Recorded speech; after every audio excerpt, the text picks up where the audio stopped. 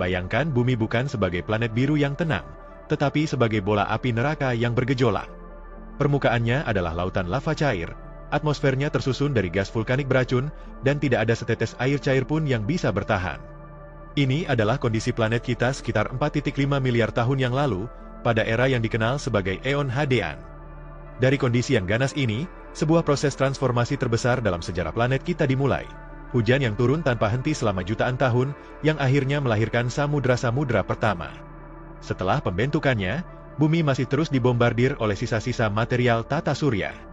Tabrakan raksasa, seperti yang diduga membentuk bulan, menambah panas yang luar biasa. Permukaan planet masih cair, dan atmosfer awal, yang mungkin berasal dari tabrakan atau degassing dari interior, penuh dengan uap air, karbon dioksida, nitrogen, sulfur dioksida, dan sedikit hidrogen.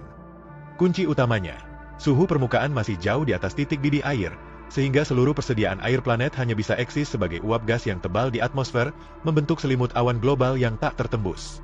Seiring waktu, intensitas bombardir berkurang dan aktivitas vulkanik mulai mereda. Bumi pun secara perlahan mulai kehilangan panasnya. Proses pendinginan ini adalah pemicunya. Ketika suhu atmosfer dan permukaan akhirnya turun melintasi titik jenuh, uap air yang telah terperangkap selama puluhan juta tahun mulai mengembun. Dan kemudian, hujan pun turun. Bukan hujan rintik-rintik, tetapi hujan monsun skala planet yang tak kenal ampun. Air yang jatuh menghantam permukaan batuan yang masih sangat panas, langsung menguap kembali, hanya untuk naik, berkondensasi, dan jatuh lagi. Siklus penguapan kondensasi presipitasi yang masif ini berlangsung dalam skala waktu geologis yang sangat panjang. Dalam konteks inilah, kita bisa merenungkan firman Allah Subhanahu wa Ta'ala. Dan kamu melihat bumi itu kering, lalu apabila kami turunkan air kepadanya, hiduplah bumi itu dan suburlah. Ayat ini menggambarkan fenomena universal bahwa air adalah sumber kebangkitan. Dari keadaan kering, turunnya air menghidupkan dan menyuburkan. Deskripsi ini selaras dengan temuan sains bahwa air hujan purba yang turun dalam waktu sangat lama itulah yang menghidupkan planet kita, mengisi cekungan, dan memulai proses yang akhirnya menciptakan lingkungan yang subur bagi kehidupan. Air hujan yang terus-menerus itu akhirnya mulai membentuk permukaan bumi. Ia mengisi cekungan mengalir dan mengumpul di daerah-daerah rendah. Perlahan-lahan mengikis permukaan batuan yang panas, membawa mineral-mineral penting. Kumpulan air itu semakin lama semakin besar, akhirnya menciptakan lautan dan samudra pertama di dunia. Dengan terbentuknya lautan luas, suhu bumi menjadi lebih stabil. Air laut menjadi seperti bantalan yang menyerap dan menyebarkan panas. Tapi peran terbesarnya adalah sebagai medium untuk reaksi kimia.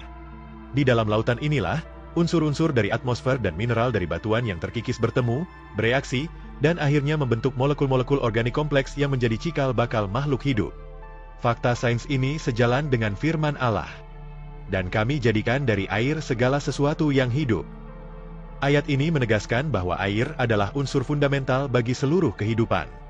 Sains modern mengonfirmasi hal ini. Sel semua makhluk hidup sebagian besar tersusun dari air, dan kehidupan di bumi memang pertama kali muncul serta berevolusi di lingkungan perairan. Ayat ini sangat mendahului dan selaras dengan penemuan ilmiah. Bagaimana kita tahu semua ini terjadi? Ilmuwan menemukan buktinya pada batuan tertua di bumi, seperti di Jack Hills, Australia. Mineral kecil bernama zirkon yang berusia sekitar 4,4 miliar tahun menunjukkan sidik jari kimia, bahwa mereka terbentuk dalam lingkungan yang berinteraksi dengan air cair. Artinya, lautan sudah mulai terbentuk tidak lama setelah bumi terbentuk. Keberhasilan bumi mempertahankan air inilah yang membuatnya unik. Planet tetangga kita, Mars dan Venus, kemungkinan pernah memiliki air, tetapi karena berbagai faktor, air mereka menghilang. Bumi, dengan segala kondisi tepatnya, berhasil menjaga airnya. Transformasi bumi dari bola api neraka menjadi planet biru yang hidup adalah proses yang sangat panjang dan sabar. Hujan ratusan juta tahun, itu adalah babak penting yang meletakkan fondasi, membentuk lautan, menstabilkan iklim, dan menyediakan subpurba, tempat kehidupan pertama muncul. Kisah ini mengajarkan bahwa perubahan besar seringkali membutuhkan proses yang lama, dan bahwa air, sesuatu yang tampak sederhana, adalah anugerah terbesar yang menghidupkan planet kita. Penemuan sains modern semakin memperjelas dan mengonfirmasi kebenaran universal yang telah disampaikan dalam ayat-ayat Al-Quran tentang peran sentral air sebagai sumber kehidupan.